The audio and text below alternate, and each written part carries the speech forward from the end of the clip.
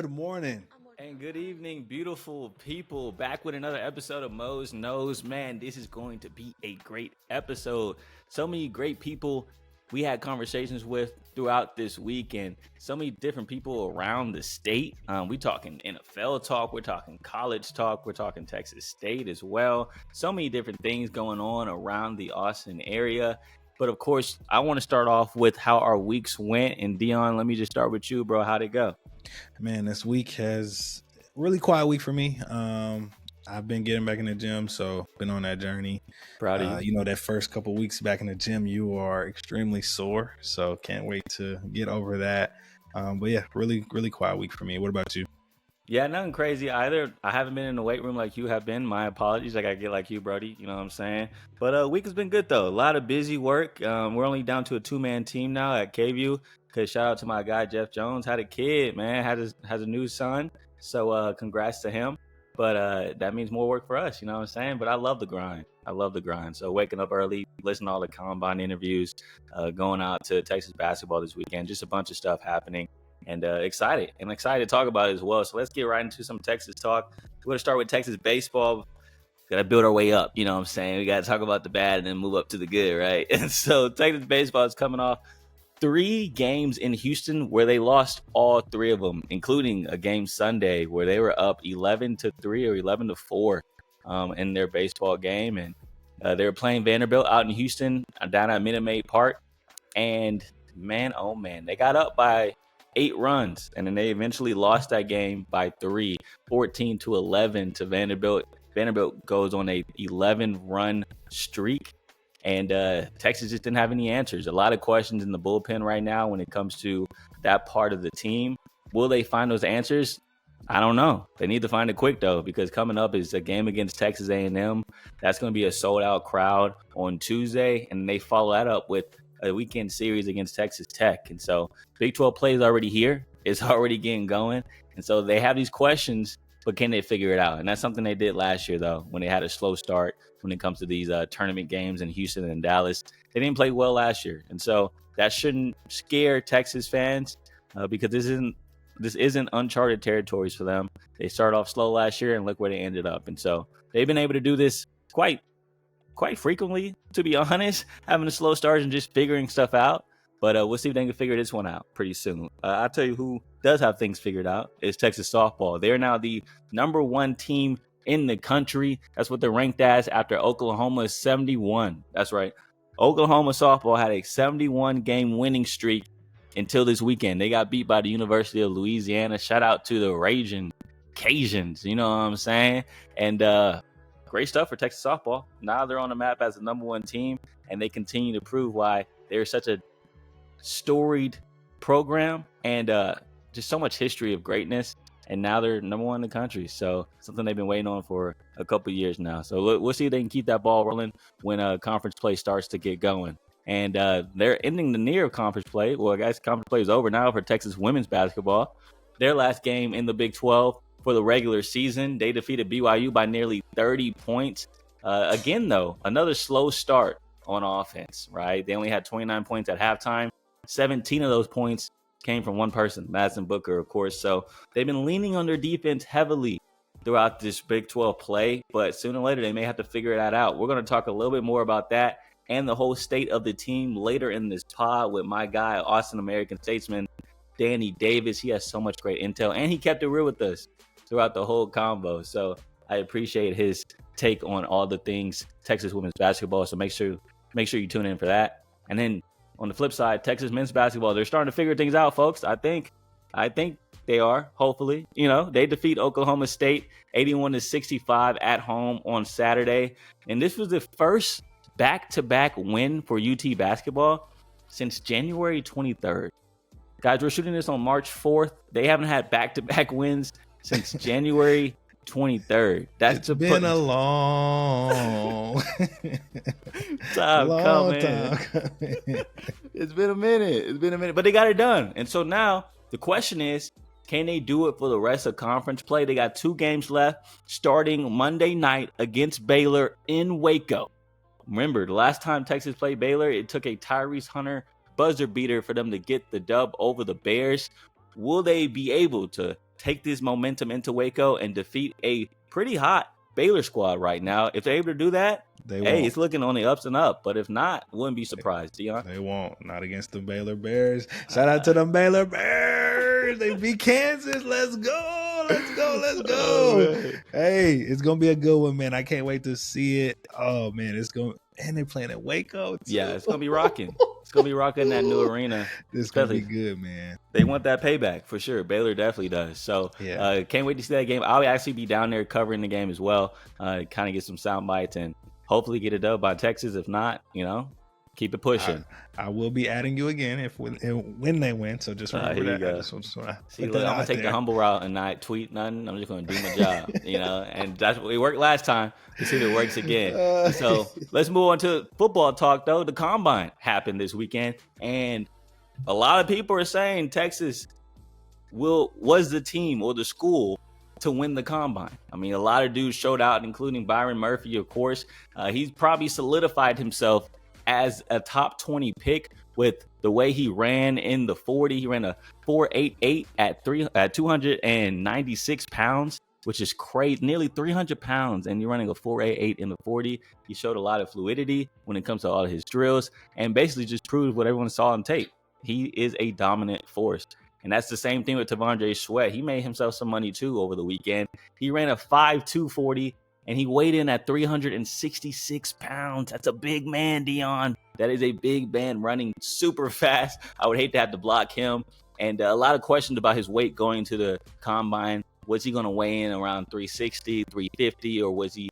A lot of people worried that he would weigh in at 380. But T-Sweat has been around at 365 the whole season when it comes to Texas football, and he remains that weight now at the combine, and he showed off his speed as well at that weight. So would be surprised if he waited or if he lasted until the second round after that combine. And also, this guy, he better not go in the second round after what he did, breaking records and stuff. Xavier Worthy broke the NFL combine record for the 40-yard dash, 4.21. Dion. I mean, mama, there goes that man. There goes that man. There's fast, and then there's fast. Like, he was speeding down the track. He kind of proved everybody right. Everyone thought he would be the fastest guy, or at least majority thought that Xavier Worthy was going to be the fastest guy at the combine. But not everyone had faith that he was going to be the fastest guy ever at the combine. And so congrats to Xavier Worthy on running that time. He also made himself some money probably by not slipping to the second round. I'm sure if he's available at the 32nd overall pick, the Kansas City Chiefs will be stupid not to draft Xavier Worthy. Adding him to that repertoire with Patrick Mahomes would be a cheat code, Dion. Like, it would be a cheat code. These guys they just have the best luck in the world, man. God. Jesus. We'll see. And Xavier, before the 40, he said in his press conferences that he had a lot of faith that he could break the record, and he proved why he had so much confidence that he did it. So that brings us to our first combo, though, with DallasCowboys.com writer Nick Harris. He was on the ground at the combine, all right? He was there asking prospects questions and, of course, getting all the details for Dallas fans. Thankfully, he took the time to jump on the pod with us after flying back from Indianapolis, and he had a crazy weekend. His schedule was all over the place because, these interviews were happening at 7 a.m., and he probably got out of there by, 2 a.m. Like, it's kind of crazy how much time he spent in Lucas Oil Stadium, but now it's crazy that he's here with us on the pod. So here is our interview with Nick Harris with all the info from Indy.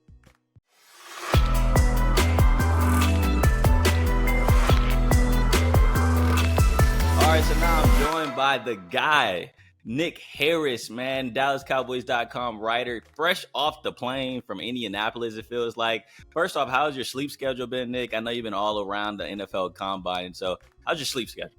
Oh, horrible! It's awful. Gonna have to figure that one out over the course of the next couple of weeks. But no, it was really good, man. It was my first time up in Indy for the combine, and man, they really they don't understate how much you don't sleep out there, and you're always grinding from 7 a.m. to 3 a.m. So it's definitely a long week, but it's cool. I got back in yesterday, and man, I laid on my bed. I was fully clothed and fell asleep. Like it was a whole deal. That's That's tired, ladies and gentlemen. Yeah, That's yeah. tired. Did you sleep at with least take your shoes off, or did you keep your shoes on? I at least took my shoes off. It wasn't by much though. It almost got me like 20 seconds, and I would have had my shoes on. Forces in the bed, it would have been a problem. Just don't crease them in the sleep. Just don't crease them in the sleep. Exactly. Never. Oh man. But yeah, Nick, man, look, I was following your Twitter account all weekend long because you were posting left and right, man. You really do keep the Cowboys faithful informed, and so congrats on what you do, bro, because you're doing your thing out there. Of course, man, of course. And so one thing I just want to talk to you about, because as you know, there's a lot of Longhorns at the Combine, and you spoke to a lot of them. And so just first and foremost, who were the Longhorns that you heard about that had formal meetings with the Cowboys? And can you explain to our listeners, who may not know, what the formal meeting is and the limit of formal meetings that each organization can have, and why it's so important to have a formal compared to informal?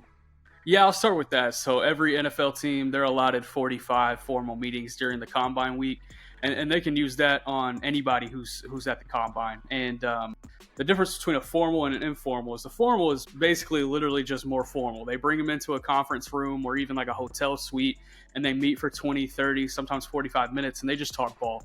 They talk ball, they talk life, they talk character. I know that was a lot what that was taken out of Dallas Cowboys formal meetings is they try to get to know the player because they've spent so much time over the course of the last couple of years scouting the player. Now they want to get to know the player. And so this serves as a really good opportunity for those guys to do that. And an informal meeting, which they can have unlimited of those, it can happen literally at any time in passing. It can be me and you walking past each other in the hotel, and I'll be like, hey, receiver, Corey Mose, right? And you're like, yeah. I'm like, man, I like your tape. How you doing this week? And we only talk for like 5-10 minutes. That could be an informal meeting. So it could be stuff as small as that, or like catching somebody in a restaurant and sitting down with them for a little bit, things like that.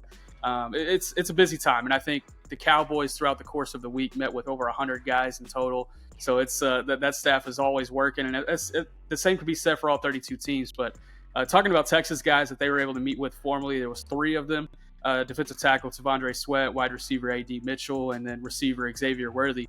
And they did have an informal that was a little bit longer than most of the informals with Christian Jones, the offensive tackle.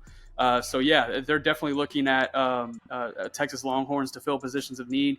Talk about a running back, Jonathan Brooks. They were able to meet with him during the East-West Shrine Bowl week. So they're definitely looking at him potentially on day 2.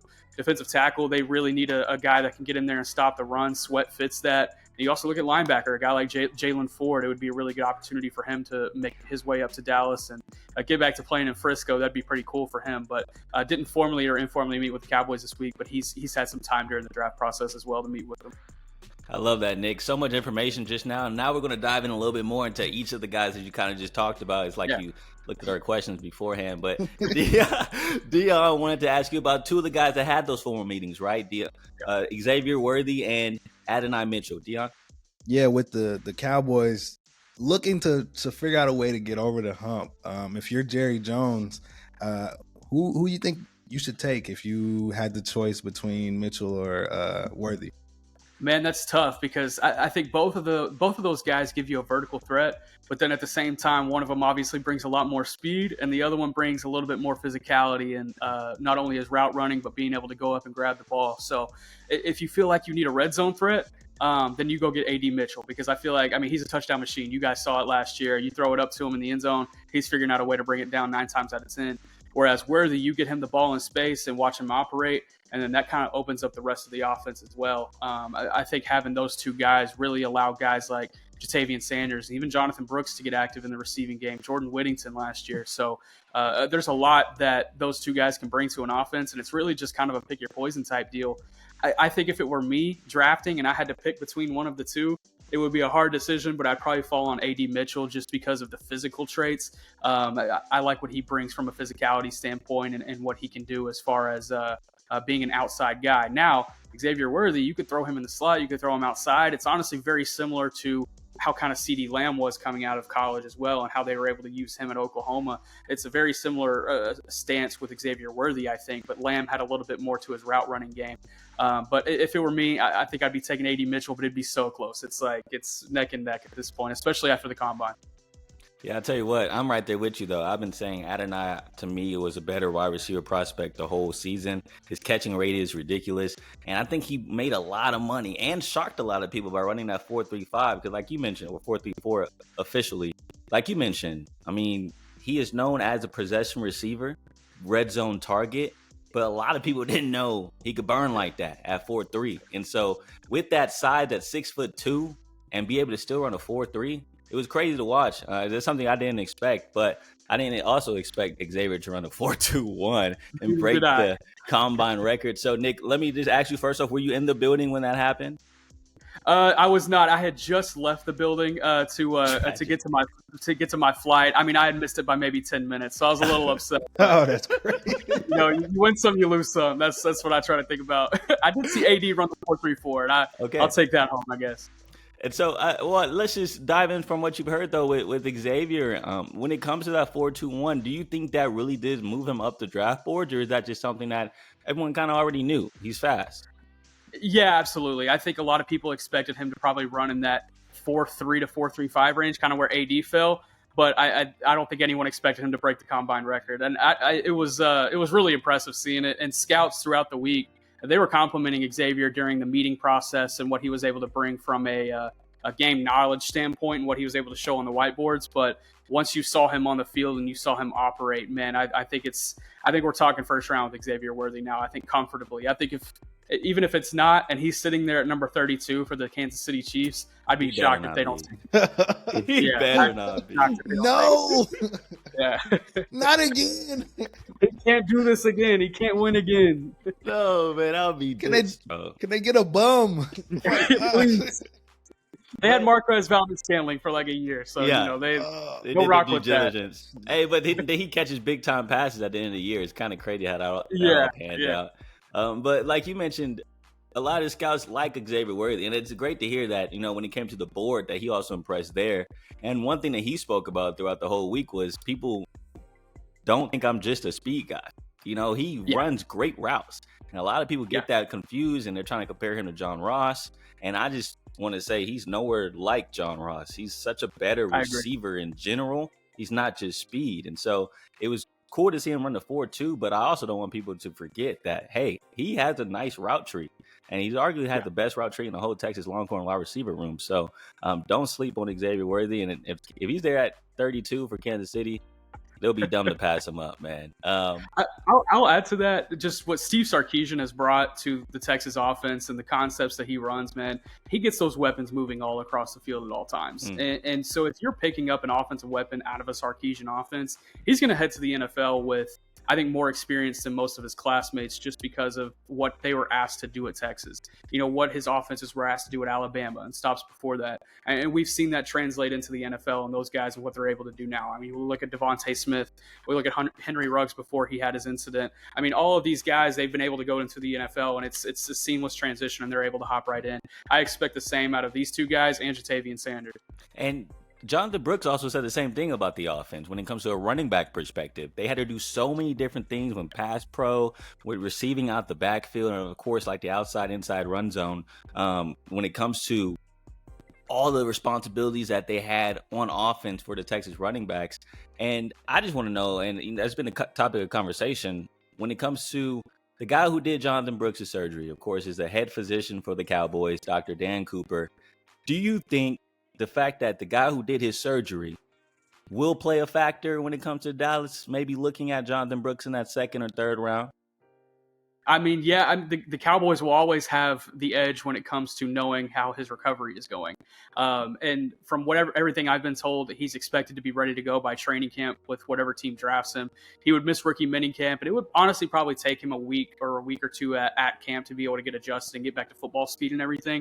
But he's expecting to be back and ready to go by camp. And, Dr. Cooper, he works with the team hand in hand.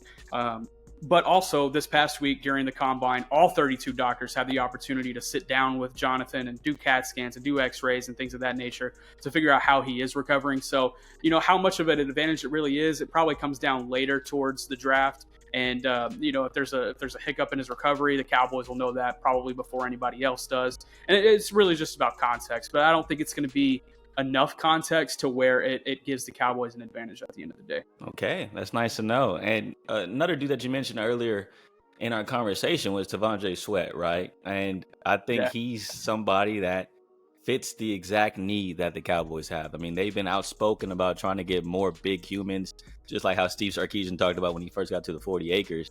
And there's no bigger human than T'Vondre Sweat. And so when you have a dude like that, Outland Trophy winner, and if he's available at 24, do you think the boys move away from T'Vondre on that pick, or do you think that's a pick that they have to get Sweat there at 24 if he's there? Yeah, I think it's going to be tough justifying going defensive tackle in back-to-back years in the first round. They got Mozzie Smith out of Michigan last year in the first, and man, they're really going to need help up front on the offensive line. It's not looking like Tyron Smith is going to be back. They're talking about Tyler Biadasz also not being able to make it through free agency. So that's two starters up front that they're going to have to figure out how to replace. With this offensive tackle class being so deep, I'd be tough seeing the Cowboys go away from that position at number 24. But if somehow, and by God's grace, T'Vondre Sweat's sitting there at 56, I pull the trigger, baby. That's 366 pounds, and you could use that in the interior. Oh, that's for sure. And that's one of the biggest things that the boys struggled on was defending the run. And so you're going to have to fill some type of, you got to fill that need when it comes to DT position and the inside linebacker position, like you mentioned, Jalen Ford. But you just brought up a name that Dion wanted to talk to you about was Tyron Smith and that whole situation. Yeah, with Tyron Smith, unfortunately leaving the Big Blue. Do you think there's any interest with Christian Jones for the Cowboys? Yeah, I think certainly. I think if there's an opportunity where, a big-time player is slipping in the first round, and Jerry Jones, he's done it before, and he sees the big shiny thing there waiting at 24, he'll take that big shiny thing. That big shiny thing's worked out for him in the past. It was CeeDee Lamb back in 2020, Micah Parsons in 21. I don't think they expected him to be sitting there whenever they came on the board. So I think if there's an opportunity to get a guy like a Brian Thomas Jr. or an Adonai Mitchell or something like that at 24, it wouldn't surprise me at all if they decide to go that direction and try to address offensive tackle later in the draft. And if that ends up happening, then Christian Jones from Texas, Javon Foster out of Missouri, those are two guys that I think they could probably pull on late in day 2 or early day 3 and be able to, find a guy that can slide in that has a ton of experience. I mean, you look at Christian Jones, felt like he was at Texas, since Tom Herman was there. I mean, it's been a long time, and he brings 45 plus games of experience, and what he's able to do and translate that to the NFL. I think he's going to impress NFL teams whenever he gets into a room and is really able to show how much he does know. And his personality. I mean, Christian Jones, he lights up a room when he steps in. I feel like he'll be a future broadcaster one day. It seems like because of the way he talks to people. And you just said something interesting though that perked my ears up when you said you feel like if Jerry sees a shiny object dropping in the draft, like an Adonai Mitchell, like a Brian Thomas Jr. from LSU, you think he would go wide receiver route at 24 and not, let's say, T'Vondre drops to 24, even though that's a need. But the fact that they drafted Mozzie Smith last year in the first round, you think that's a big reason why they wouldn't go DT and instead go with the shiny wide receiver?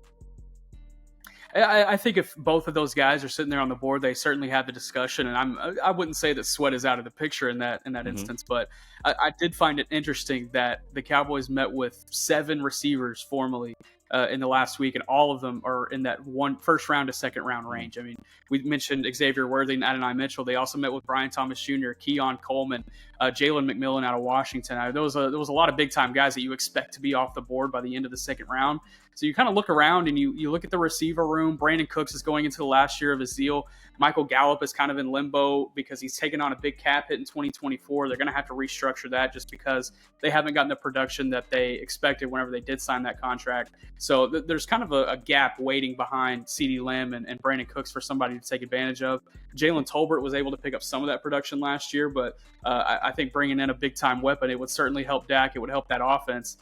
Jerry Jones talks about going all in 2024. That would be an all-in type move to be able to get a guy that would have an instant impact like that. Hey, Michael Irvin gave his stamp of approval for Keon Coleman, with the IG post. Yeah. So if the number 88 loves him so much, who knows if Keon Coleman will be a Cowboy as well.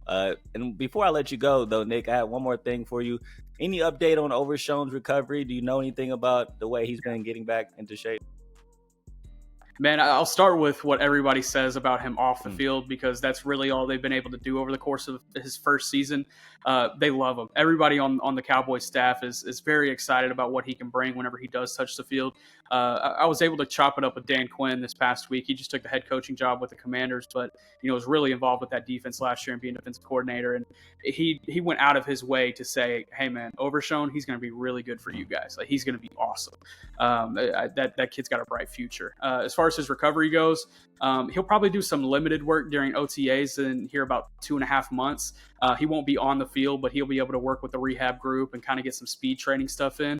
But he'll be 100% ready to go by training camp. Really excited to see him back on the field, man. He deserves it. He's a hard worker. He's done everything right during his recovery, and he's actually been able to get close with Trayvon Diggs during his recovery. They both had that injury about a month apart, and they've been able to go through rehab together and go through all that process together. So it's been a really cool opportunity for him to get cool with Trayvon, and then at the same time do his own recovery.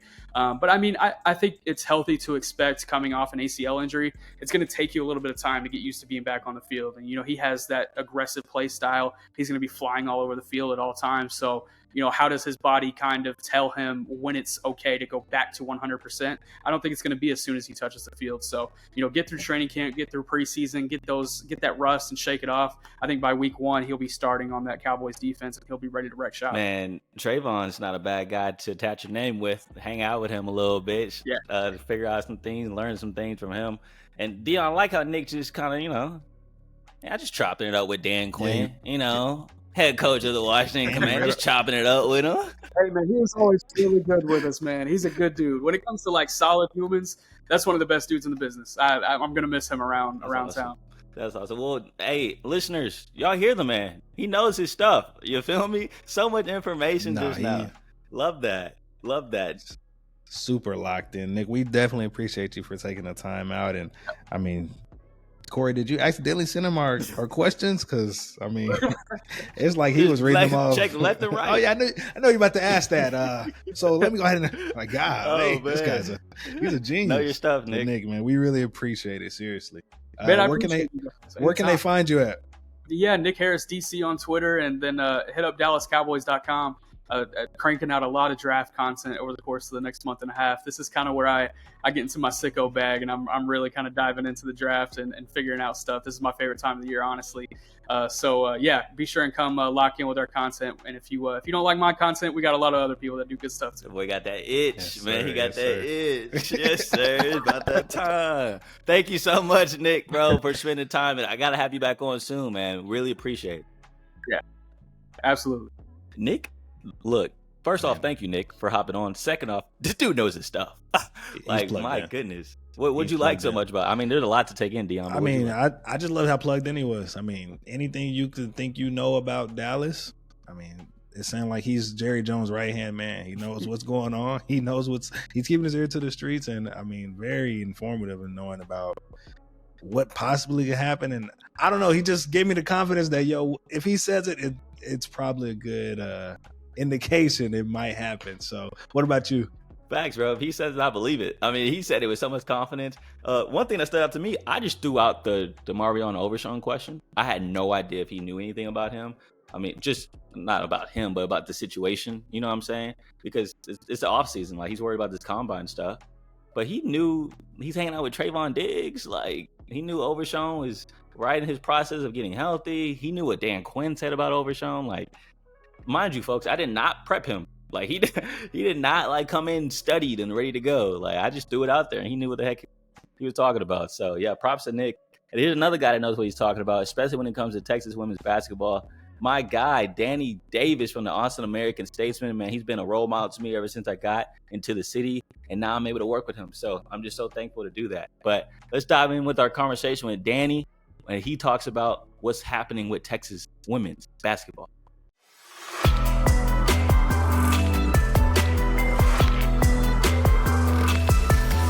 All right, the man is here. Danny Davis, Austin American Statesman. You looking good. He just got done brushing his beard, by the way. It must be nice to have all that hair on your chin. You know, I've been growing mine out for 26 years and I ain't got nothing. So, Danny, nice to see you, bro. How's the day been?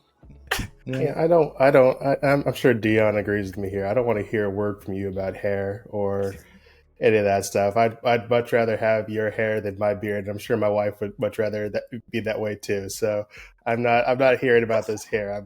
Man, what do you mean by that? I trade. I'm growing a little. You gotta embrace the brotherhood, the bald brotherhood. It's okay, but I do miss my hair days. I used to have quite the fro back in the day. I'd grow that thing out just to piss off my parents. We all. It was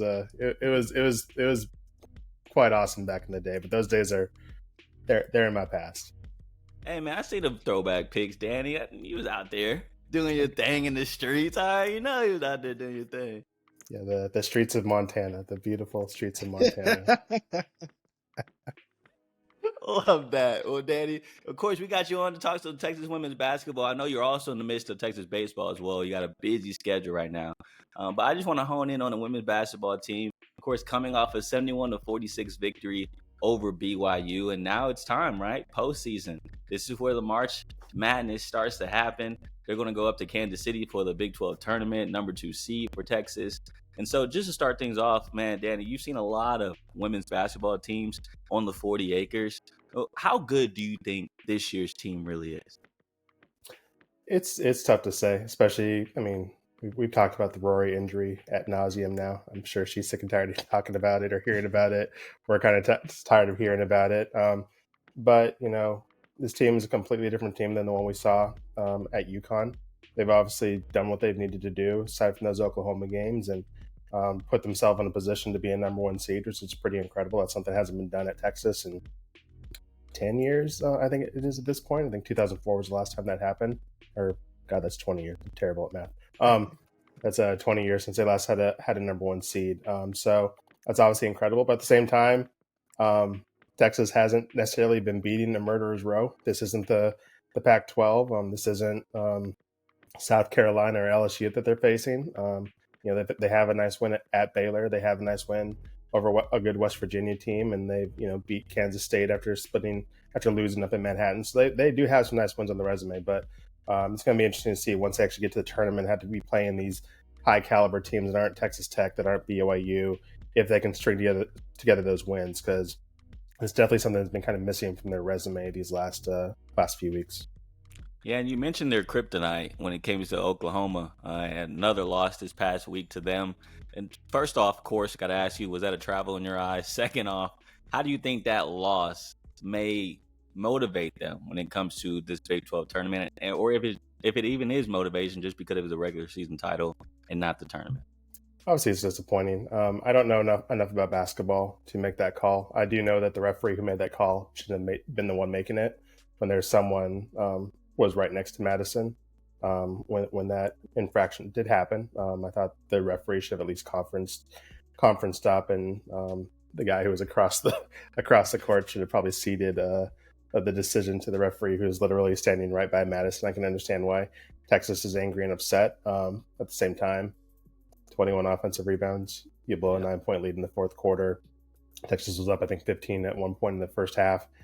Couldn't close them out. So, I mean, Texas definitely has to look in the mirror with that loss. But the way that game ended definitely has to sting the Longhorns. As for motivation, I mean, I hope it's not motivation. I mean, this is the Big 12 tournament. This is the NCAA tournament. The motivation should be that trophy at the end of the weekend in Kansas City, and at the end of 3 weeks in the NCAA tournament. That should be motivation enough. You shouldn't have to be wanting to avenge a referee to get you fired up. You should be wanting to prove yourself, become one of the great teams of all time at Texas, and also, be doing it for the other, players in that locker room and your coaches. I would hope that Vic isn't firing up the troops with a let's go prove Oklahoma and that referee wrong speech before each of his games. But at the same time, if that gets you going, that gets you going. But I would hope that they're playing for something better than a blown call in Norman on a random Wednesday in February. Yeah, definitely higher stakes at hand right now. One thing I did find interesting, though, is something you tweeted out about how the Statesman actually reached out to the Big 12 Conference for some type of clarification. And correct me if I'm wrong, but y'all didn't get a response back, correct? We didn't. Email, texted. I can't imagine that I would have received a response. It's disappointing. I think players, coaches are held accountable. I think referees should be held accountable too.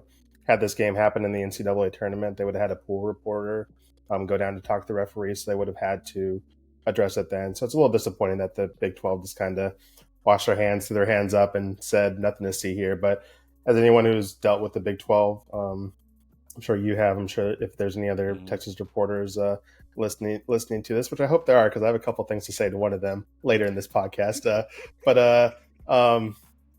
We know that the Big 12 isn't necessarily great with their communication staff, and it's not necessarily great with dealing with controversy. They kind of like to run and hide and not, I guess, do their jobs and respond to emails.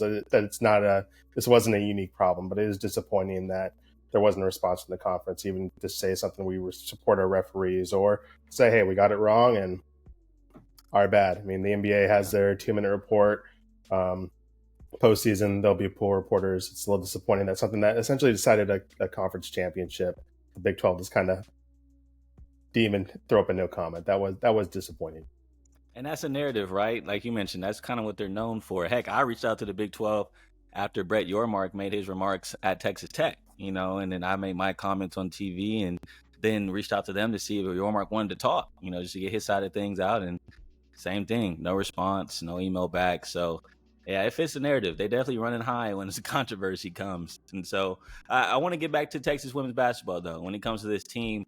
And a lot of these wins lately have been really focused on defense, right? Even Coach talked about it in the post-game pressure after BYU. They only had 29 points at halftime. 17 of those was from Madison Booker. And so this defense has really carried this team. But at a certain point, right, Danny, you're going to have to figure out this offense. And so I'm wondering, in your eyes, do those offensive struggles worry you when it comes to the tournament? I mean, of course they do. I mean, Texas is known as a defensive team, at least since they got there. That's his calling card. If he could win every game 60-50, he would. I think he'd sign up for that immediately. But nasty word. Fact of the matter is, Caitlin Clark, you may run into her in the tournament. You may run into Juju in USC. There's some teams that can score, and you're going to at some point need to be able to match them. They're going to be able to figure. I mean, Vic's a great coach, but there's other great coaches in this in college basketball, and they're going to have something for his defense, and someone is going to have his number. I mean, LSU has 3 All-Americans on its team. I mean, they're going to be able to, if they run into them, they're going to be able to put up some points. I mean, Dawn Staley, I don't think she's playing a 40-point game in the NCAA tournament. So at some point, Texas is going to need to figure out some offense that's not Madison Booker, and if they want to win a national championship. So whether that's Shaylee Gonzalez needing to score more, or them needing to figure out how to get more points in the paint,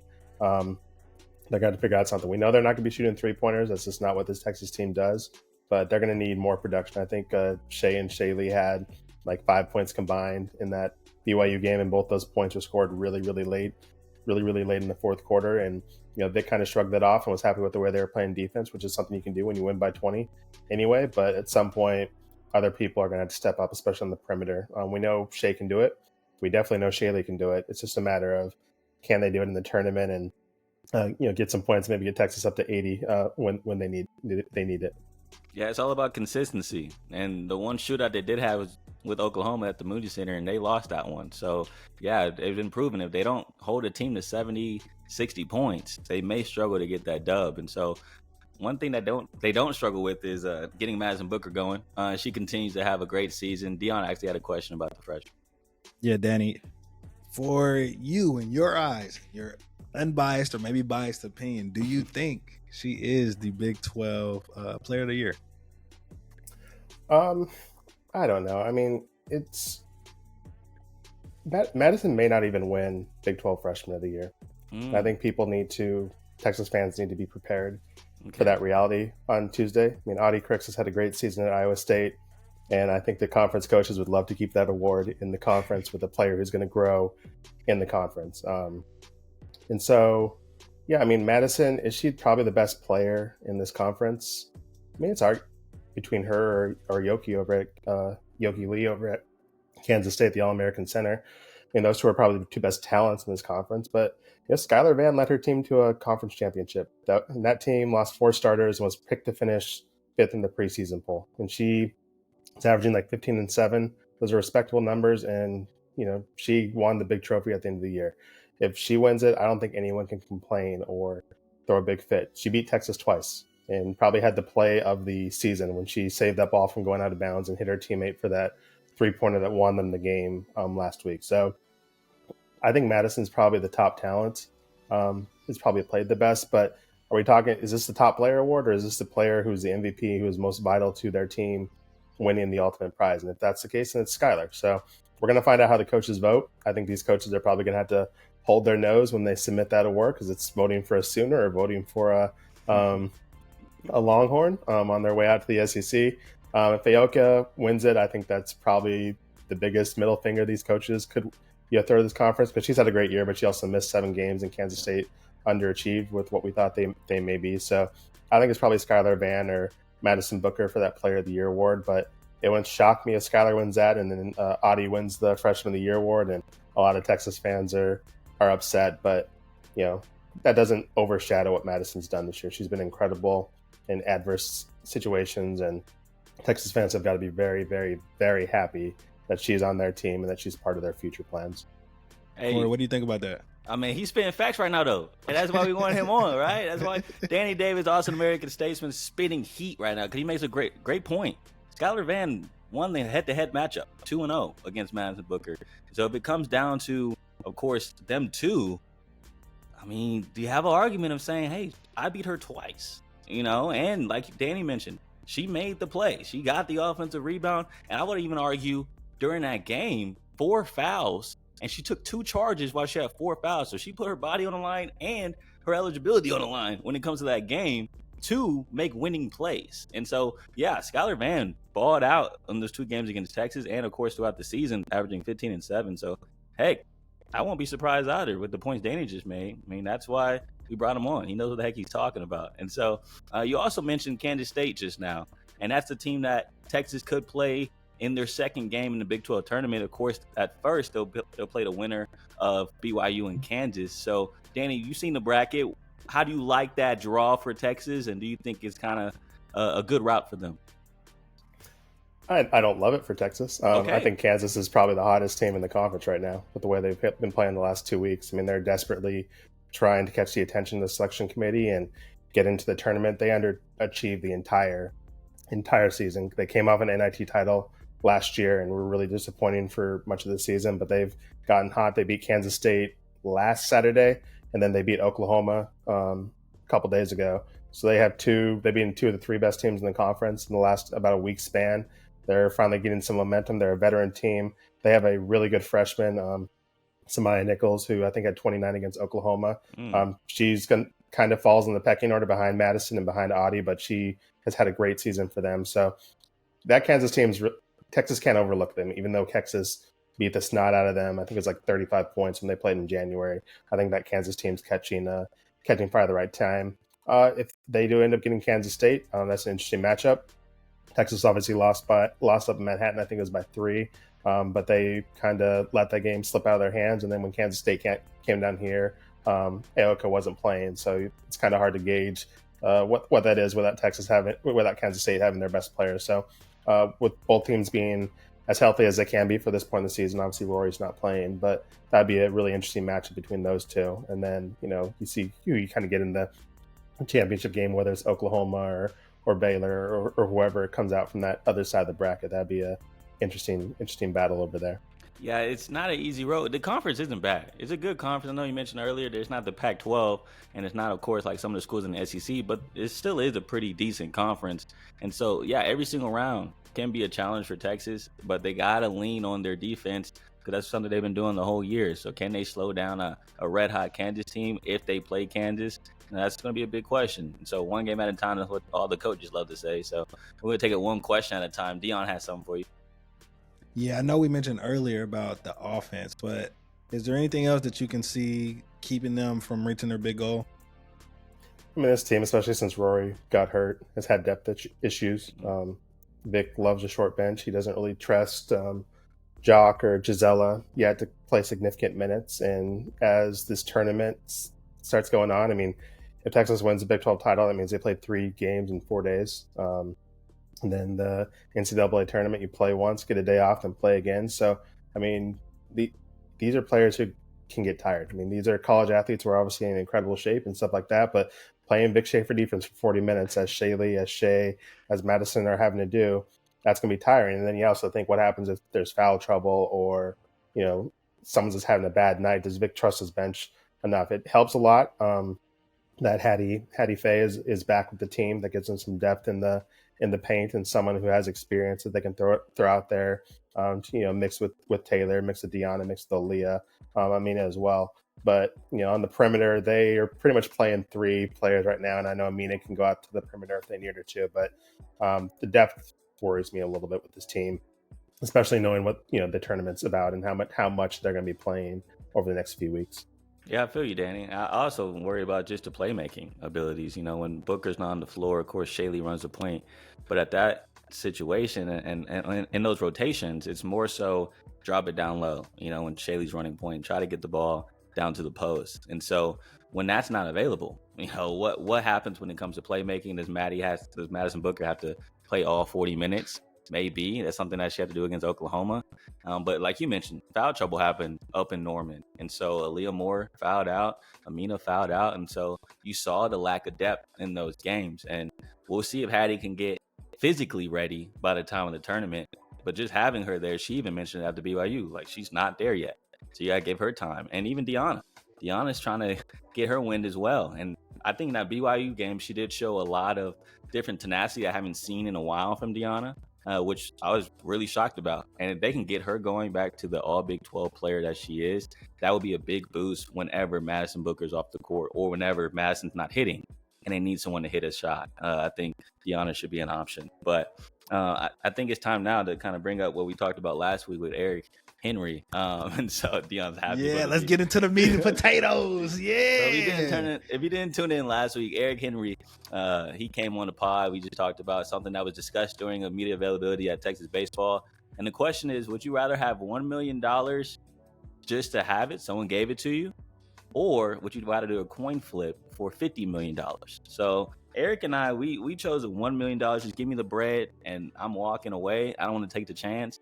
Danny, on the other hand, apparently sources say that he chose a $50 million option. He wants a coin flip. So just give me your side of things. Why that? And any other thing you want to say to Mr. Henry? First off, I can see why Eric took the $1 million. He needs to afford a shirt with sleeves before he comes on these podcasts. And then also, I don't know why he's saying I have money when he's we all know he has that nice downtown apartment. I live up in the suburbs. We're just trying to make it work out here in Cedar Park. But nice little view downtown. Nice little view. It is a beautiful view, and I'm sure it's a view that costs a lot more than the view I'm currently looking at out in my backyard out here in the burbs. But I kind of feel that, and this has been my argument, that you and Eric, your responses kind of just remind me of what happens when my 3-year-old gets given $5 by his grandparents, compared to and he thinks that he has all the money in the world and that he can go run the world. It's like, okay, that's cute. You go crazy at the toy store, but essentially you still have to go to daycare tomorrow. Your life has not been impacted that much. And yes, $1 million is a lot of money, but the way I look at it is the government's going to take its piece. I have bills to pay. After that, what's left? I'm not going to be able to buy a house in the city where the median house price is over $500,000. Like, I'm still going to have to be paying for a mortgage. I'm still going to be having to pay for property tax. If I don't buy a house, I put it in savings. I live comfortably. Like, I'm sleeping well at night. Don't get me wrong. Like, I'm not worried about some things. That security will be very nice. I'll be able to buy a couple nice toys.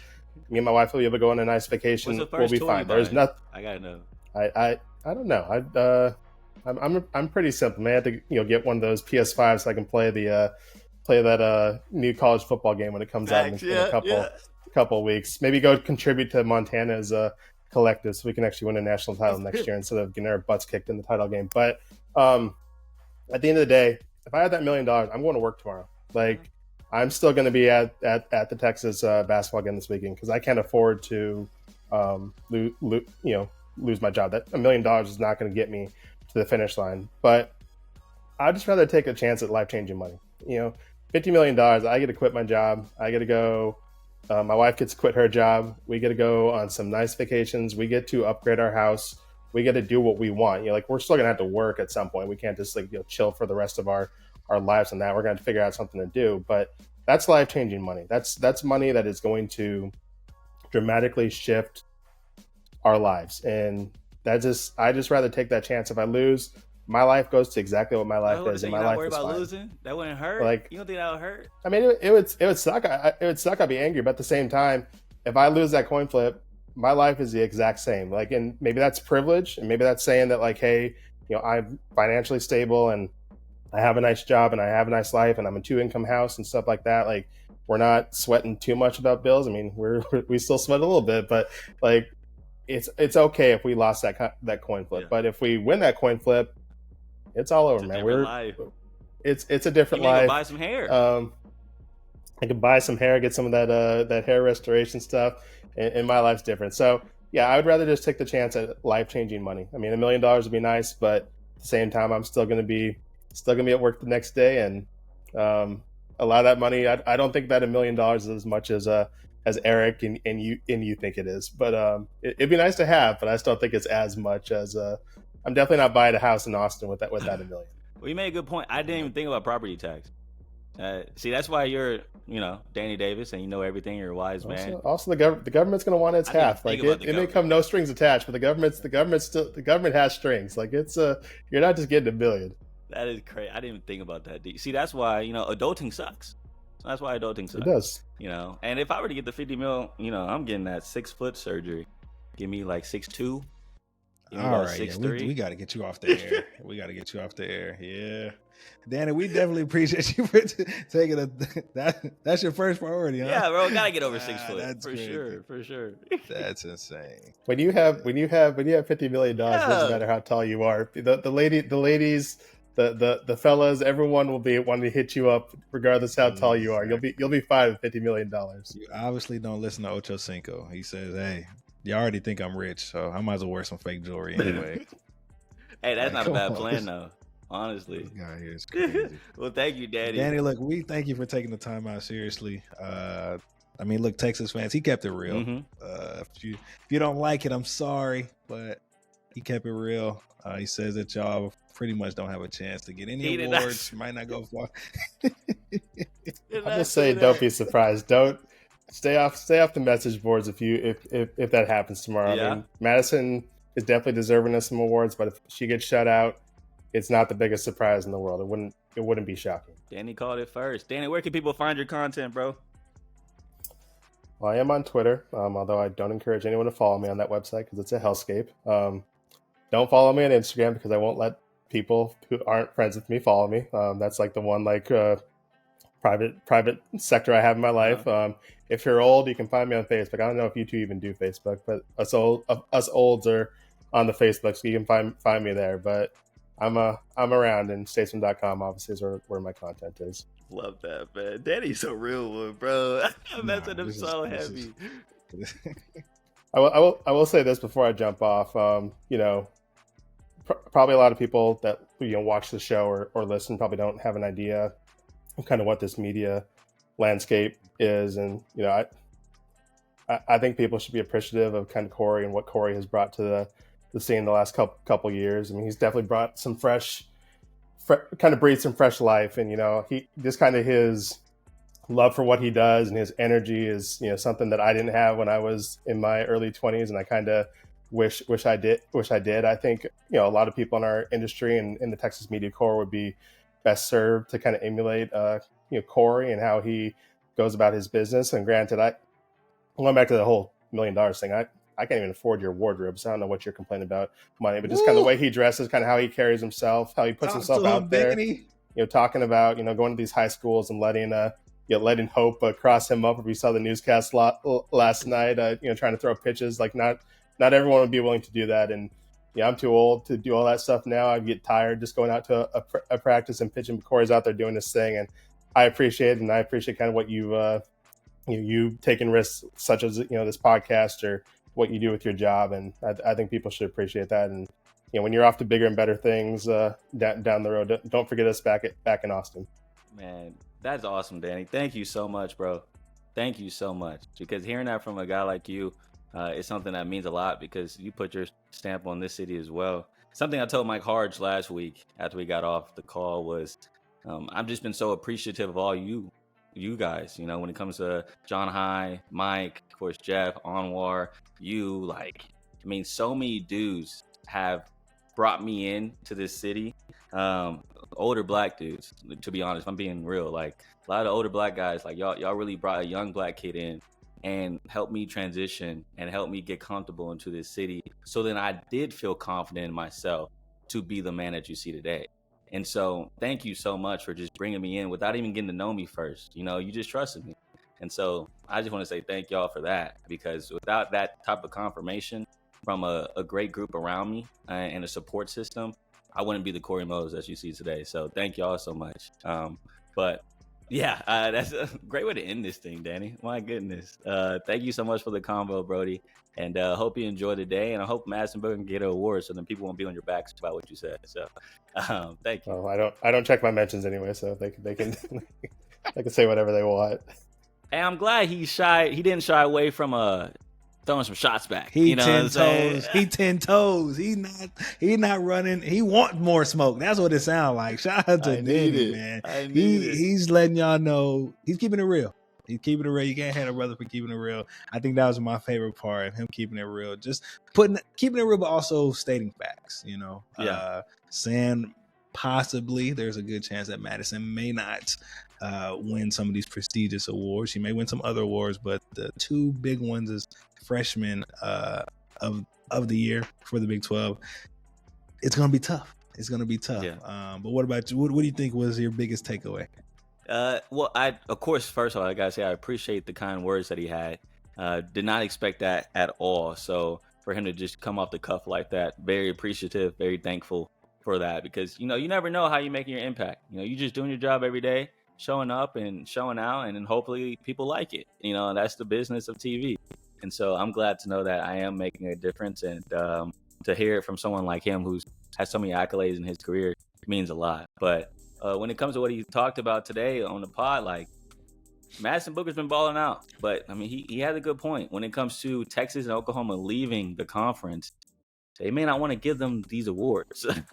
It's like, nah, you're not going to leave the conference and take the conference awards with you. You know, we're going to give it to this chick from Kansas State who's staying. You know, so that's a great point. But I will say, I think Madison should be freshman of the year for sure. I don't think it's a conversation. Now, player of the year, that is different. You know, when it comes to Oklahoma and Skylar Vann doing her thing up there. But freshman of the year, definitely think it should be Madison Booker. But let's talk about some more people on the docket of Austin sports. Man, Texas State, right? I just feel like their story this offseason. They deserve a reality show. Real Housewives San Marcos. Yeah, they've had a crazy 90 days. So just to think that we're still we're barely in March, and it seems like every week they got something new popping up on their list. So yeah, and I want all the tea, Dion. I'm enjoying all of it because guess what? This story has been a roller coaster. Losing TJ Finley to the transfer portal, then gaining Jaden Delore from Arizona, but then losing him, you know, because the student body doesn't like him. And now the question was, who are they going to replace at the quarterback position? And they just found the reigning Sunbelt Player of the Year. So Jordan McLeod from James Madison had over 3,600 yards passing, 35 touchdowns last year, and now he is a Bobcat. And so to give us more details about what's going on in San Marcos and how the heck did G.J. Kinney pull that off, we're going to be joined by Dave Campbell's Ishmael Johnson. He knows exactly what's going on down in San Marcos. And so here's our convo with him about the quarterback situation.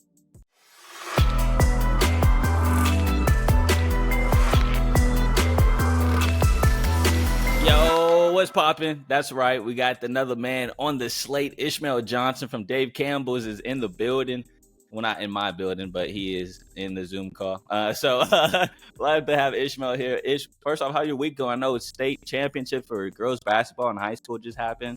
Yeah. Boys basketball coming up on Friday and Saturday for the state championship. So how's your week been? It's been a marathon, man. I'm actually here at my family's house in Leander because, come down from Dallas for state championships.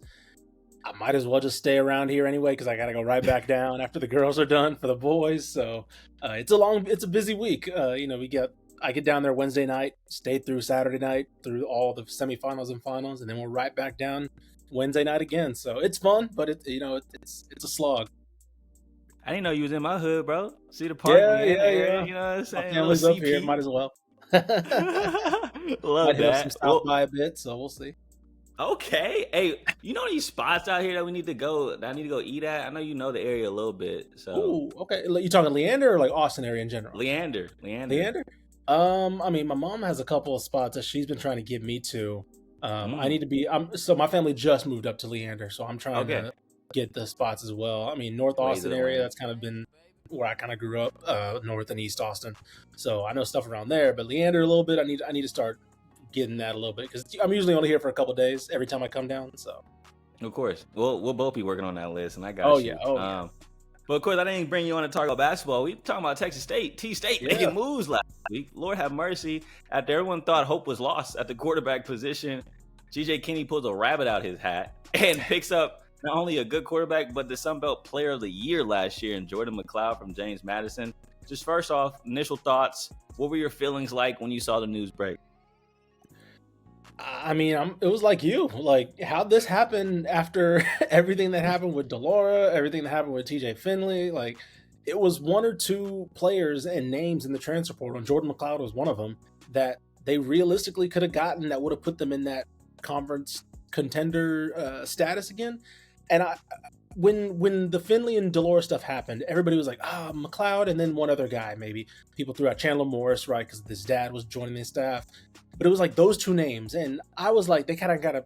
To me, I was like, they got to go after Chandler because, like, there's no way they get McLeod, right? There's no way he would go to Texas State to another Sun Belt program after playing for James Madison.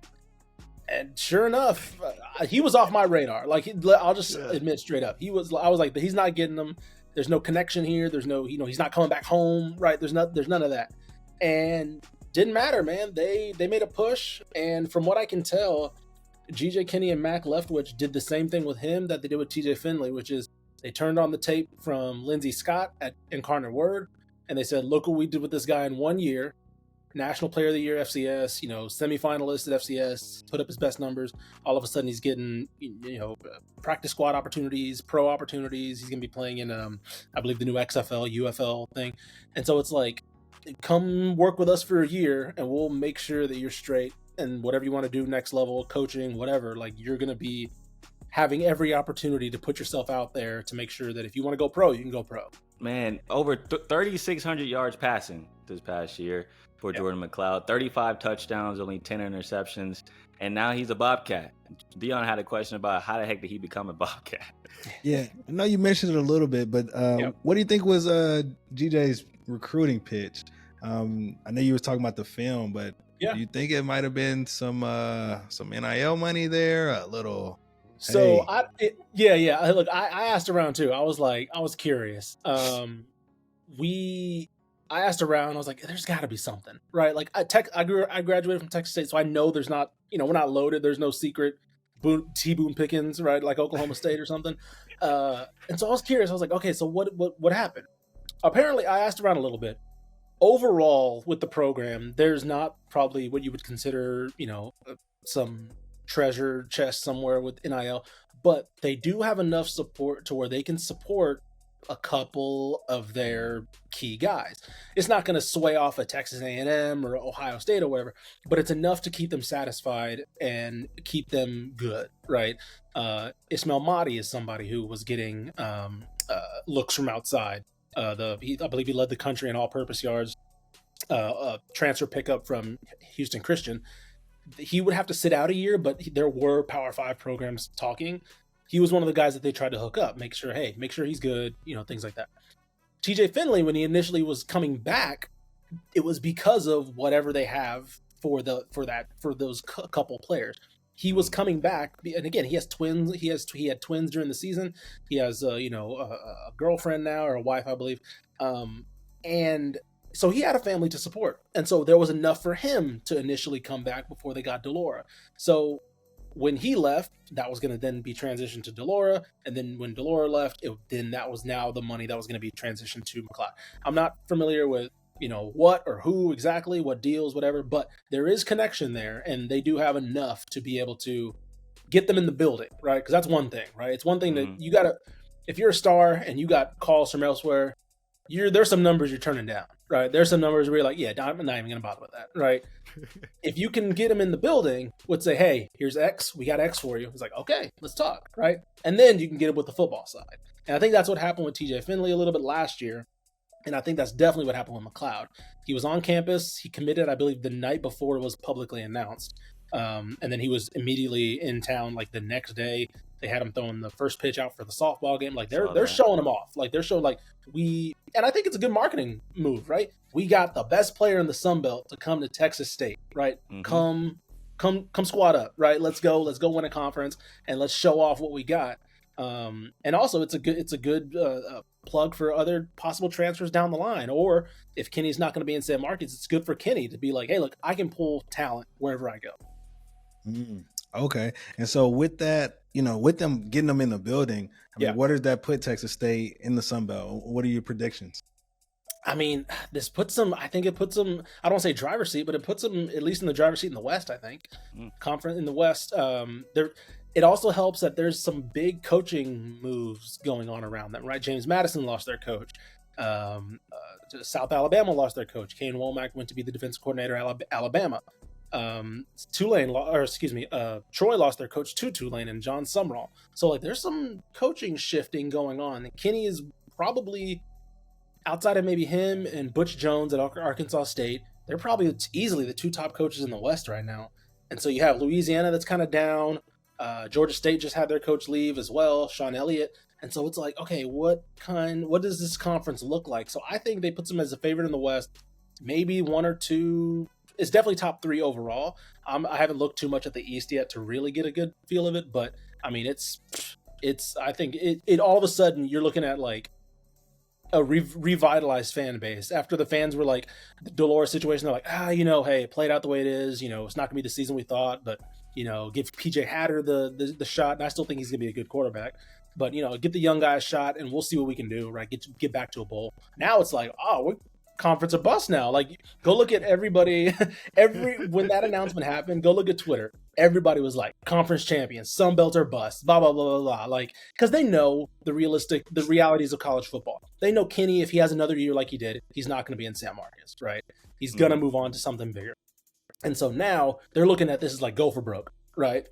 We only lost Ashton Hawkins at wide receiver as far as anybody else but the quarterback, and then a couple of defensive players, but everybody else, every big player is back. And now you add Jordan McLeod. The expectations are as high as I can literally ever remember heading into this season. And see, this is why I needed you on the pod, bro, because you got your ear to the ground. You feel me? And so I was just about to ask, like, when it comes to San Marcos, what is the pulse of that city right now after hearing the news? And of course, after such a roller coaster of emotions this offseason already, what is the pulse of San Marcos? I mean, it's hype right now. Like, it really is. Like, it helps that this spring, it's tough during the fall, and I think it kind of correlates with the athletics program overall. Basketball was not what people wanted it to be in Texas State this year, both on the men's and women's side. Women's side, rebuilding basically a conference championship caliber roster from top to bottom. The men's, they're really struggling. Baseball, softball, though, they're really hitting highs. How about that win against they beat Texas? Houston, Houston and Texas in Houston. And so when you have two other programs that are now reaching getting national recognition, and then you add the momentum of McLeod, it kind of creates a wave of buzz, right? And so I think when you have the Delora news and the Finley news happening while basketball is not doing well, it's just kind of like bringing the whole collective mood down. But then when you have baseball having a big win, just a week after softball having a big win, just a week after you bring in the quarterback, it's like it just kind of builds on itself. And now they're going into spring camp in a couple weeks. And so all this just kind of keeps pushing. And so the vibes are as high as I can remember.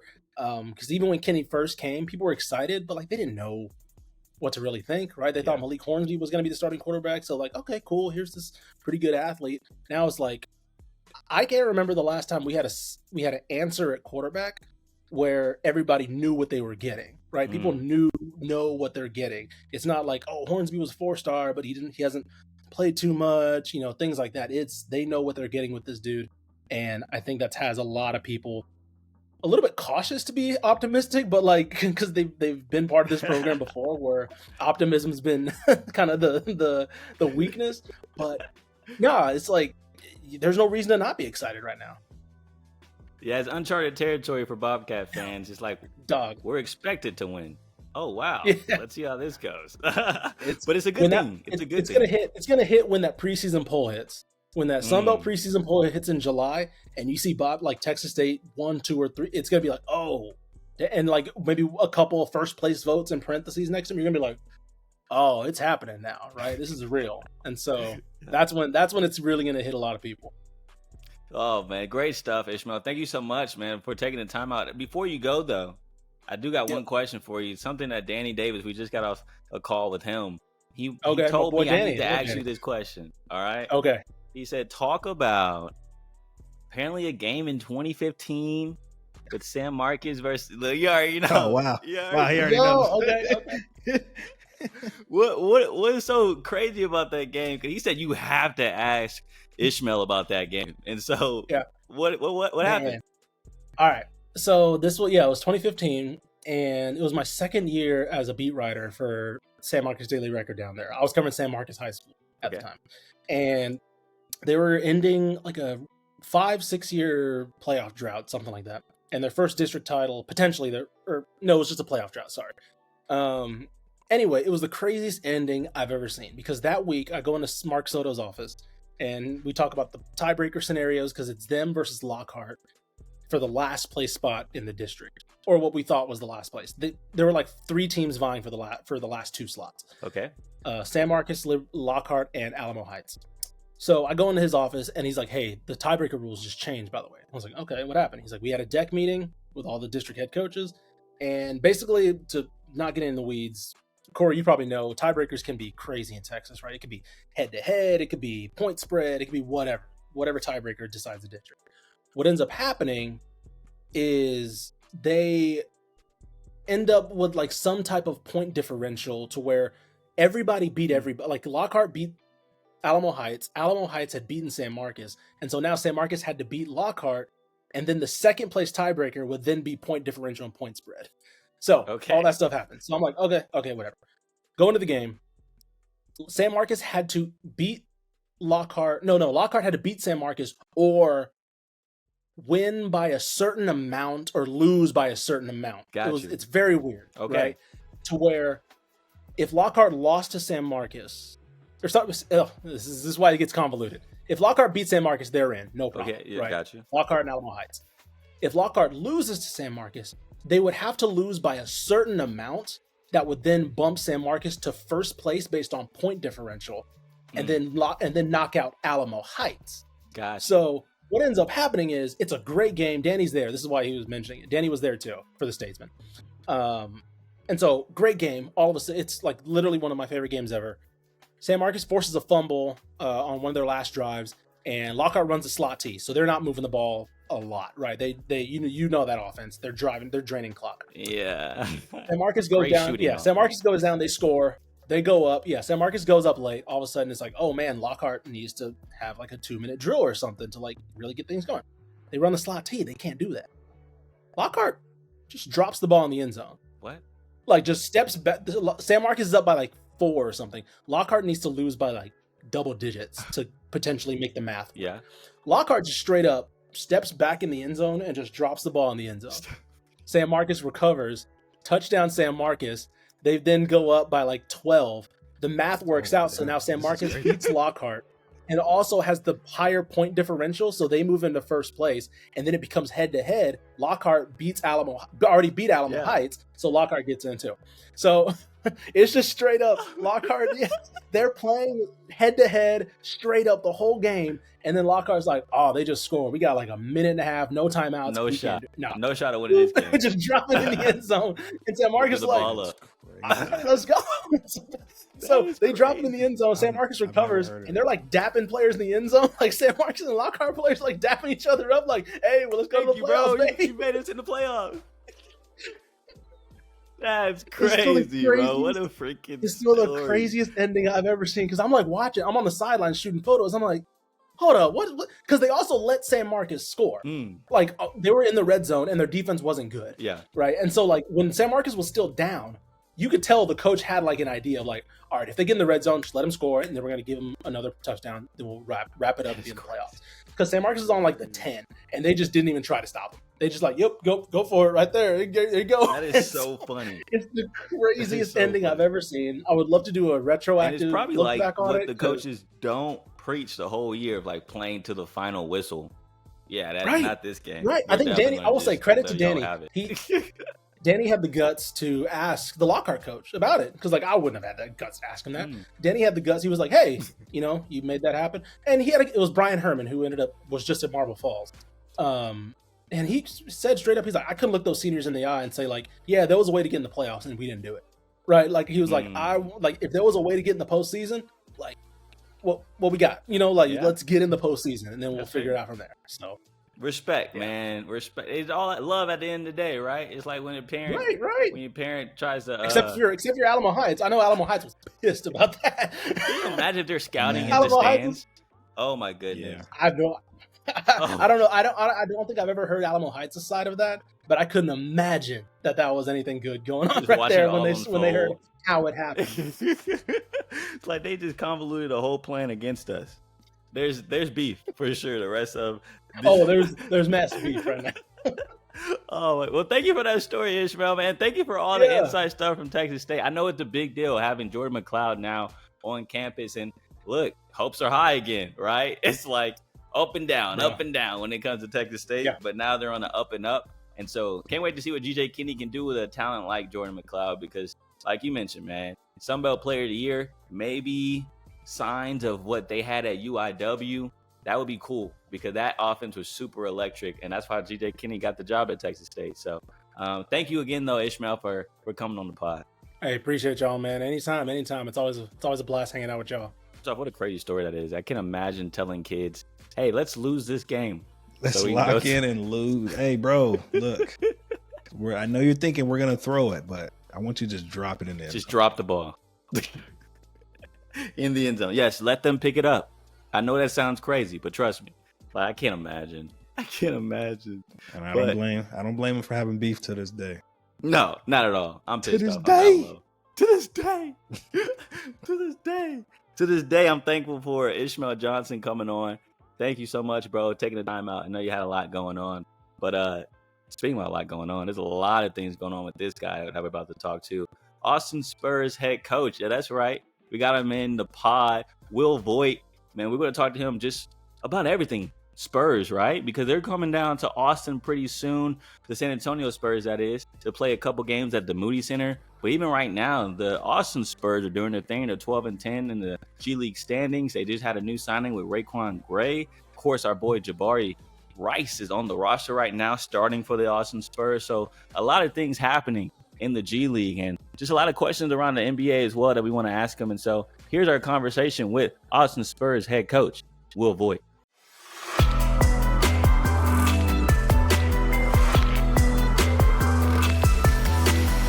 All right, beautiful people. We are now joined by Austin Spurs head coach, Will Voigt. First off, coach, man, what a season y'all have had so far, continuing to improve each and every week. Now you're on the cusp of a playoff push. Just first off, what is the state of your team right now, in your opinion?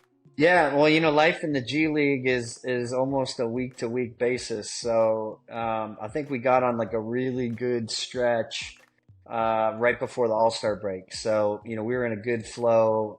Guys had a good rhythm. And then, we hit All-Star break. So it's kind of a little bit of a reset. Coming back from that, we've had some roster movement too, so getting adjusted to some new guys. Obviously, we're happy to see, Dom signed for an NBA contract with San Antonio, turking the two-way, and then bringing Jamari in. So today's focus was really trying to get, Jamari up to speed. So it's life in the G League right now. Yeah, that life is a crazy life. I know that's for sure. And heck, your life coaching has been crazy as well. I just want to just backtrack and give people some knowledge about your history and how you started in San Antonio with this organization back in 1999 as a video coordinator, now the head coach of the G League team. just how does it feel to have this whole thing come full circle for you? Yeah, I mean, it was pretty wild. It's just a testament to I think the game of basketball and where it can take you. So, when you look at the resume and all these kind of random stops, and then after all of those places to end up right back where you started, right? Like, so it's wild, the places that you can go with the game. And, obviously I'm incredibly thankful to Pop and Brett Brown for reaching out. Of course, Brent Berry for, trusting me and coaching this team. And obviously to be great, back in such a great organization like the Spurs is, something I'm really, really thankful for. Heck, and I'm sure you saw a lot of talent all around the world when it comes to basketball. And Dion actually had a question when it comes to maybe expanding the NBA because there's so much talent around the world. Yeah, when it comes to the league, I think, and this is just my personal opinion, them expanding, I know has been a talk for a little while now, for the G League. How does that affect y'all when it comes to just exposure and giving more guys a chance? Because I was telling Corey before the pod that the G League is not something that should be slept on. There is a lot of talent in the G League. So, I mean, how is it, or your opinion, does the G League how does the expansion affect the G League? And, what's your thoughts on maybe expanding coming here soon?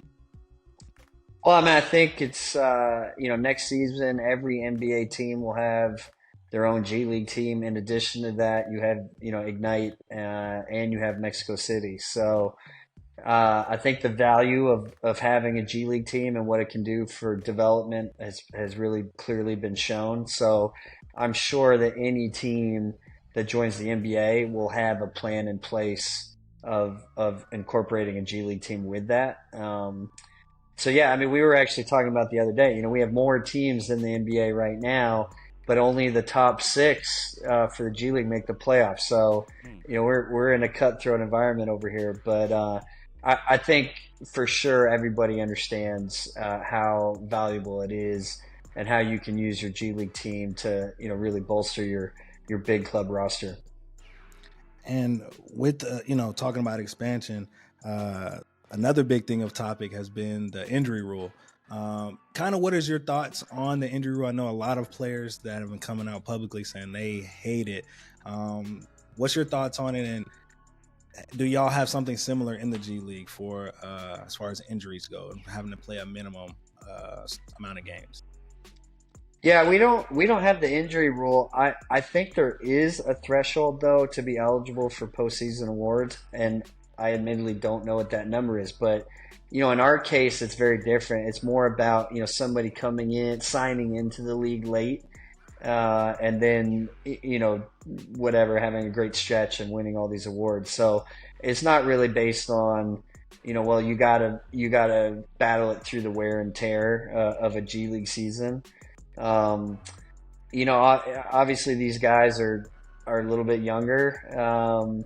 So I think, their bodies can handle a little bit more. Plus, you're so close to an NBA contract, or in some cases, you're two-way trying to, find NBA minutes. So almost all these guys, load management is not, I think, something that's really prevalent in the G League. So I think what the NBA is going through is really a different deal than anything we face.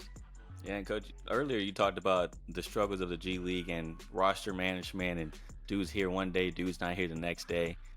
But y'all just got y'all's first call-up of the season in Raekwon Gray. I'm just interested to know, from your perspective, how has his development been, and what do you think he's improved the most since he became on the roster for Austin Spurs?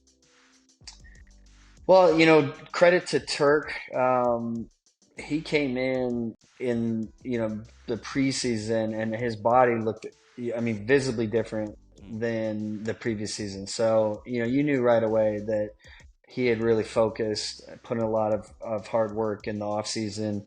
And I think he kind of kept that focus and maturity throughout. And so it's really great to see him rewarded, because we had a lot of stuff going on early in the season that I think younger players would have had a harder time dealing with. So, Dom Barlow, and obviously his success is another, one of our highlights of this season. But we had Dom on a two-way and Charles Bediako on a two-way, and those are guys at his position.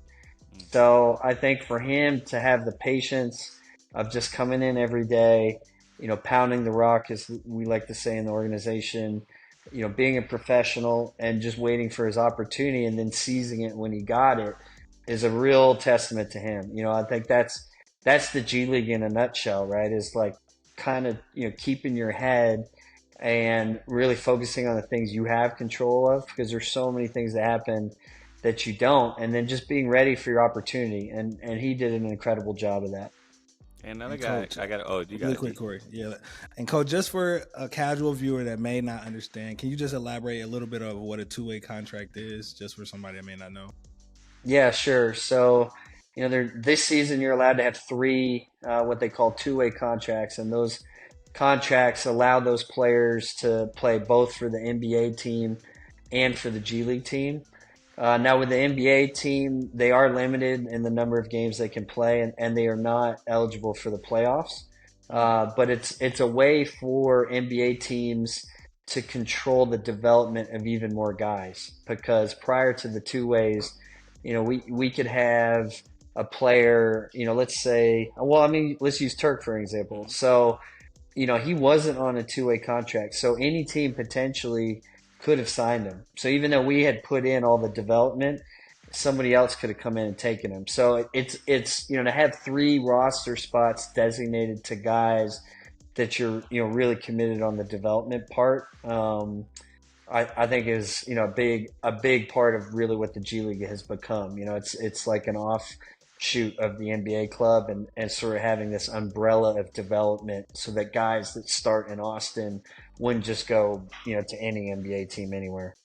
That you brought up a good point, Coach, and now you piqued my interest. When it comes to dudes, could have been grabbed by anybody, on that two-way contract.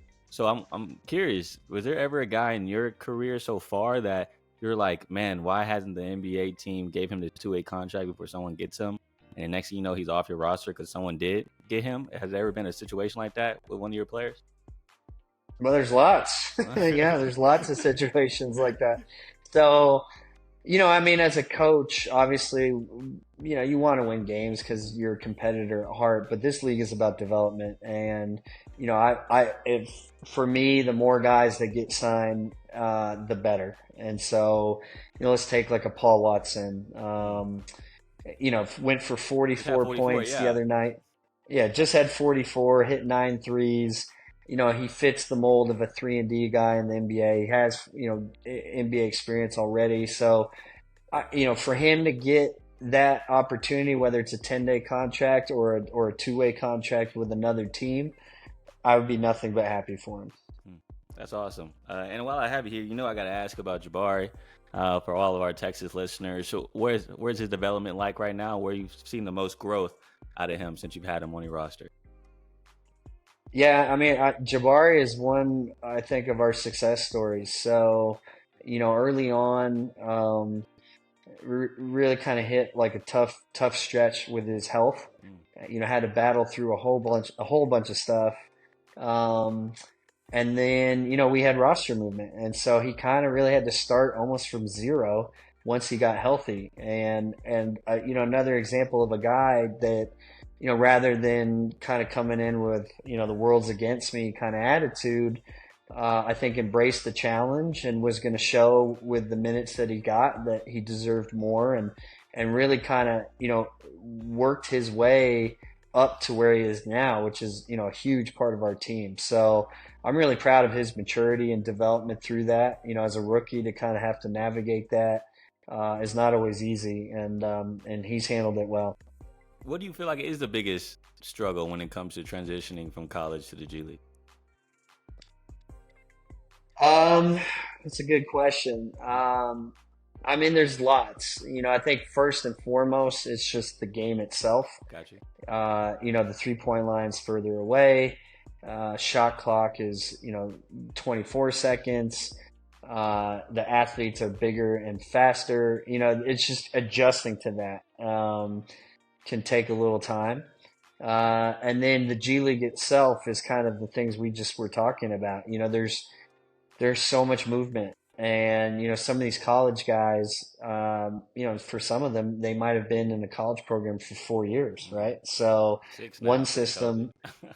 yeah, right. I mean, but you know what I mean? Like one system, one coach, similar teammates, like there's a real comfort in that. And so having to adjust to, new players almost weekly, entirely new system, all these things can be a lot. And I think that's a big part of their transition as rookies.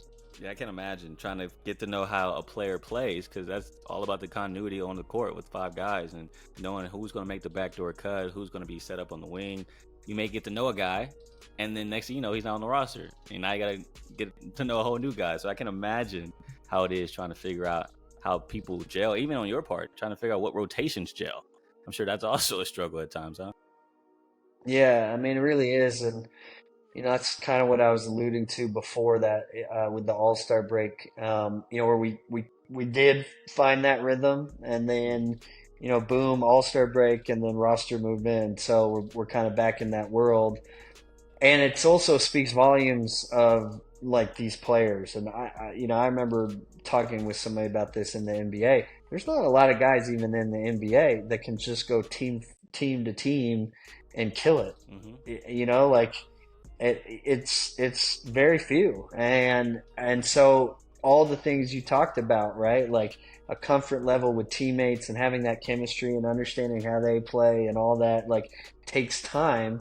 And that's something that doesn't really exist here. So, you've got to be a really good player to just kind of drop in and really figure it out quickly how to apply your game within, a brand new system. Well, y'all got really good players coming into town in a week or so at the Moody Center. San Antonio is dropping down to play a couple games here in Austin, and y'all got a big week set up for fans and families to come out and meet some of the players and just be around the Spurs organizations here in Austin. So from your perspective, like, how important is Spurs week here in Austin, and why do you think it is such a big deal to bridge the gap between Austin and San Antonio? Yeah, I mean, I think it's going to be tremendous. The fan support that we already have with the Austin Spurs is great. And then, we represent the Spurs brand as a whole. Mm-hmm. So, whether it's community events that we're doing up here, the court unveilings that we've done. We've also gone and played home games in Laredo. We're about to do that as well in Corpus Christi. So, we understand what that Spurs brand means to the entire state. And, obviously with Austin not having, a professional basketball team, I think, we kind of all feel that we're an extension of that. I mean, we're Austin's pro team. So to be up here and have those touches and allow people in the city to, see San Antonio firsthand, I think just strengthens those bonds even more. Well, I'm excited. I'm excited to see everything, because last year was a success. I was at those games as well, covering it, and the stadium was electric. Like, Moody Stadium was going crazy. I really did appreciate y'all taking the time and the organization taking the time to, like I said, bridge the gap between the two cities, because in my mind, Austin is a Spurs town. And the more y'all can hammer in that point, I think that's the best case scenario for both sides. And so, Coach, just thank you. You got a lot on your plate. Really quick before we let you go, I just wanted to know, maybe again for the viewer that may not be as plugged into the G League, can you maybe name one or two differences from the NBA to the G League, whether it's a rule or maybe, like you said, how y'all were doing playoffs, just something interesting that they may not know. Yeah, well, the G League is the testing ground for any new rule that gets implemented to the NBA. So, probably the best example of that are the coaches' challenges that we now see. That originated in the G League, and, trying to get a feel for how it would work. We're the guinea pigs for that. So I'd say the biggest thing right now in the G League, we shoot one free throw for whatever the amount of points are on that foul. And that's in an effort to kind of shorten the overall time in the games. When you get under 2 minutes in the fourth quarter, that's the only time that we shoot more than one free throw. So, yeah. So, and it puts a lot of pressure to make it, right? So, you know what I mean? Like I think guys who are not the best free throw shooters and kind of always count on like, well, you know, I might miss the first, but I'll make the second. Don't have that. Right. Yeah. No, it's a real thing. So that's a big adjustment. You know, there's some smaller rule changes with the clock and advancement that I think are a little more subtle that a fan might not notice. But for sure, the free throws and you know, every year there's new aspects that they try in our league. No, I'm interested though, because this is a rule that seemed like the NBA still hadn't figured out. The transition take foul. Like, what was that like trying to incorporate and get to know that rule? Because, like I said, the league feels like they don't know how to call it yet still. Well, that's a fair point, Corey. I mean, I'm really familiar with it from my international experience. So, yeah, FIBA they were the first ones to institute that. And funny enough, they were the first ones to kind of realize the value of taking the foul to stop transition. So, you know, not surprisingly, I think we're ahead of the curve on how to deal with it. But it's just like anything, you know, through experience, you kind of get a feel for it, and that's across the board. So players learning, you know, how to foul where it won't be a take foul, officials then learning, okay, you know, when is this a take foul, when isn't? And so, you know, it's going to be a couple of years, I think, to kind of, you know, smooth things out and get everybody on the same page with it. But with like most of these rules, you know, 5 years from now, we won't even remember when it came in, right? Yeah. So I think it's that. You know, the officials do a great job of taking the interpretations that are sent to them from the NBA and kind of working with them, and I have no doubt that they'll have a great handle on that in the years to come. God, and you make a good point about overseas being ahead of the game. It seems like they're always ahead of the game when it comes to stuff like that. And while we have you here, though, I'd love to ask you one more question just about rules and stuff, because now you got me going. In FIBA, you know, the ball over the basket, right? You can tip it in. It's not goaltending over there, but over here it is. So which way do you like better, or do you feel like complements the player the best? Well, interestingly enough, that was a league that the G League experimented with. Okay. So that was back in my first go around when it wasn't even the G League yet. It was the D League. And they did have it. And to be honest, I was surprised they didn't implement it, just because there's an excitement level that it brings, because, you know, you already have the best athletes in the world, and now you have them, you know, flying up above the rim even more. I don't know. You know, I'm sure that there's a good reason. I don't know if it's, you know, injury concerns or maybe, you know, point totals or whatever it was. But they definitely took a hard look at it, and that was something they were considering. Okay, that's nice to know. Look, learn something new. Yeah. Never. Well, yeah. Yeah, sure. I mean, honestly, I love it, and I think it would be great, and honestly, I think it'd be even better in the NBA, right? Just because of the level of athleticism, and so if that thing is live up on the rim, like, you know, the play that you're going to see above the rim, which is already incredible, I think goes up even higher. So I would love to see them adopt it. That's awesome. Golly, hey, how do you fix the slam dunk contest? Last question. Well, I mean, keep sending G League guys, right? We got this thing figured out. That's crazy. That's a great point. That's a great point. That has been my solution for the longest. I said, hey, it needs to just be a competition of NBA, G League, and then maybe one of these social media dunkers that I think that'll make it competitive, I guess you can say, to where y'all are all competing to beat the other team. Yeah, no, I like that. Yeah, throw in an outsider, and then just keep it to 3, and see what happens. I'm with it. Man, Coach Will, we really appreciate you for taking the time out.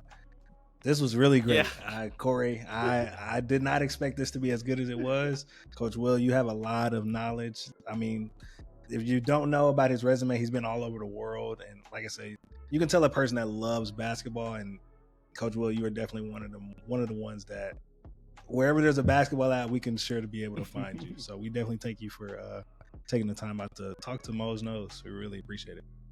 No, thanks for having me, guys, and we appreciate all the support you give give our team, and look forward to seeing you at these games.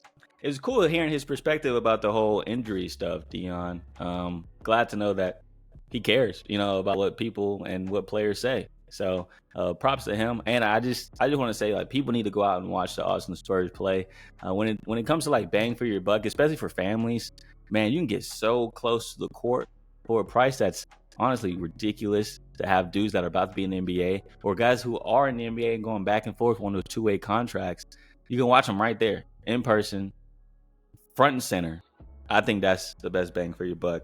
Yeah, for any. There's so much talent in that league. I mean, if you get a chance to watch some of the games, I know it's tough to keep up with both, but if you are somebody that just enjoys good basketball, there's a lot of talent in that league. So I definitely recommend, like Corey said, if you can find a way to get to a game, a little date night with a little shorty, a little shoddy. Yeah, get you a little. You might get you some courtside seats. I know it's not the Spurs. It might be the San Antonio, but she's still courtside. Mm-hmm, you know what I'm saying? You could show how you balling. You know what I mean? So yeah, definitely find a way to support, man. I definitely think that the G League and future expansion is going to benefit a lot of those, a lot of the G League teams. Give those guys a chance in the league. So yeah, for sure. But Corey, yeah. Final thoughts. Yeah, what a pod, right? Great info. Yeah, this has been a banger of a pod. Final thoughts. Y'all have to get off of Shannon Sharp's back. I don't know what this downpour of negativity that he's getting. Man, he's getting thrashed right now. Yeah, pause. It's just crazy that he is getting, like, it's just random. Like, he's been in the media space for years, getting close to a decade. And these allegations have never came up until one of the comedians brought it up. And I think it's really corny. I think it's lame that y'all are just, Shannon needs to come out, man. He needs to. Don't get me wrong. The fit was not a good fit to his body type. But as a man, you can't help that, bro. Sometimes the fit, it may look good in the crib, but out and about in public. Yeah, you go out and about and like, I really didn't put that on. Look a little spicy, for sure. Yeah, look a little weird. Like, you know what I mean? And the screenshots y'all taking from this video of him getting out it's like, yo, as a guy, you can't help it. Sometimes you're just in a bad spot. Bro, he also got like hip surgeries, Yeah, like nobody. Y'all want him to come out to what? Like, if that is the thing, like, it's none of our business to know. And I think we'll know if he comes out with the boyfriend. So it's like, I don't get why y'all want him to have a public announcement of, yeah, y'all are right. So that's my final thought. I think y'all need to get off his back. I just think that's corny that y'all are trying to force a man to come out that has kids. I mean, I had the whole family. We've seen him date women in the past. But yeah, what about you, Corey? Final thoughts? I don't know how to follow that up. My goodness, I mean, you're staying 10 toes down for Shannon. Love that. Just feel like that's corny. Like it's just I don't know. You can tell when social media be bored. Oh, like, they just be wanting something to talk about. Like, and that's gonna be one of my final thoughts too. Is talking about social media. Everyone's talking about Dak Prescott's haircut. Man, I know he's married to a Hispanic woman, and so you trying to fit in with the culture. And I don't think Dak is Hispanic, right? He's just black and white. I'm pretty sure. Not that I know of. Yeah, not that I know of. But man, does he look Hispanic with his haircut. I tell you what. I mean, that's with the goatee. I mean, you got the Quincy McCall goatee. Like, oh my goodness. Hey, but props to him. You know what I'm saying? Props to him. Look, he about to get the bag, Dion. So he has all the leverage in the world. And he's just going to do him. And this is another way of him showing, I'm going to just do me. I'm going to get a new haircut, new look. Hopefully it gets new results. I will say that. But we'll see how that goes, huh? But yeah, that's my final thought, man. I like Dak's haircut. Let the man do him. Don't try to flame him every chance he gets on social media. We got to stop flaming people on social media. That's why dudes don't want to do the slam dunk contest. The boys are scared of what social media going to say. So lay off these people, man. Lay off these people for sure. But thank you so much for everyone who came on the pod today. I really appreciate y'all taking the time out, 'cause I know y'all have busy schedules. But, man, we're just thankful over here for the Mose Knows pod. So as always, man, thank y'all for taking the time to even listen to the pod. We don't deserve it. And continue to chase after God's heart, because God is chasing after you. But in the meantime, as always, I be in this show. YERRRRR.